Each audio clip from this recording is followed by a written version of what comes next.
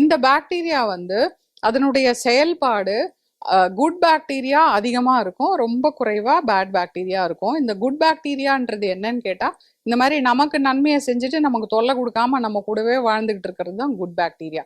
இப்போ இந்த good bacteria சில சமயம் குடல்ல ஏற்படக்கூடிய புண்கள் இல்லைன்னா வேற ஏதாவது ஒரு வழியில நம்மளுடைய பிளட்ல மிக்ஸ் ஆகி சிஸ்டமிக் சர்க்குலேஷன்ல போகும்போதெல்லாம் தான் வேற விதமான காம்ப்ளிகேஷன்ஸ் ஏற்படும். இப்போ இந்த கட்ல இருக்கக்கூடிய குட் பாக்டீரியா பேட் பாக்டீரியா அதிகம் வளராம பார்த்துக்கும். இப்போ இவங்களுக்குள்ளேயே ஒரு பேலன்ஸ் இருக்கும், குட்டும் பேடும். இப்போ கொலஸ்ட்ராலையும் அதே மாதிரி தானே, குட் கொலஸ்ட்ரால் பேட் கொலஸ்ட்ரால் இருக்கு. குட் கொலஸ்ட்ரால் பேட் கொலஸ்ட்ரால் படிகிறத நீக்கி அதை வந்து மெட்டபலைஸ் பண்ணி எரிச்சிருது. அதனால தான் அது பேர் குட் கொலஸ்ட்ரால். இதுவும் கொலஸ்ட்ரால் தான், அதுவும் கொலஸ்ட்ரால் தான். இது செரிமானமாகி எனர்ஜியா மாறிடும், அது செரிமானமாகாம ஒட்டிக்கும். இது ரெண்டுத்துக்கும் குட் பேடுன்றது அதனுடைய செயல்பாடை வச்சுதான் நம்ம டிசைட் பண்றோம். அதே மாதிரி பாக்டீரியாவும் நமக்கு தொல்லை கொடுக்காம நம்ம வயிற்றுக்குள்ள இருந்து நம்ம உணவை டைஜஸ்ட் பண்ணி அதுல இருந்த சத்துக்களை எடுத்து அதுவும் நல்லா இருந்து நம்மளையும் நல்லா வச்சதுன்னா அது குட் பாக்டீரியா. அதுதான் அதிகமா இருக்கணும். இப்ப இந்த பேலன்ஸ்ல ஏதோ ஒரு டிஸ்டர்பன்ஸ் வந்ததுனா தான் நிறைய வயிறு சார்ந்த தொந்தரவுகள். இப்ப நிறைய பேருக்கு வந்து இந்த இரிட்டபிள் பவல் சிண்ட்ரோம்னு ஒண்ணு இருக்கு, ஐபிஎஸ்ன்னு.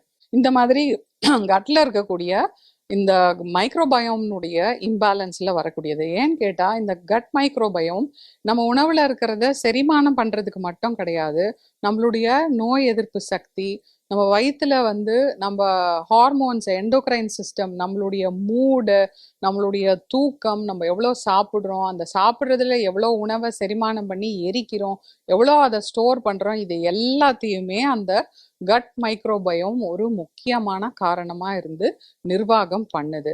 அதனால தான் உணவு வெறும் உணவு கிடையாது. ஒரு ஆங்கில ஃப்ரேஸ் சொல்லுவாங்க, what you eat is what you are அப்படின்னு. இப்போ நமக்கு வந்து வயிறு சரியில்லைன்னு வச்சுக்கோங்களேன், எவ்வளோ ஃபோக்கஸ்டான ஆளாக இருந்தாலும் அவங்களால கண்டிப்பாக அவங்களுடைய வேலையில் ஃபோக்கஸே பண்ண முடியாது. ஏன்னா வயிறு கலக்குது இல்லை ஏதோ ஒரு தொந்தரவு கொடுக்குது அப்படின்னாக்கா கண்டிப்பாக அடுத்த வேலையை பார்க்க முடியாது.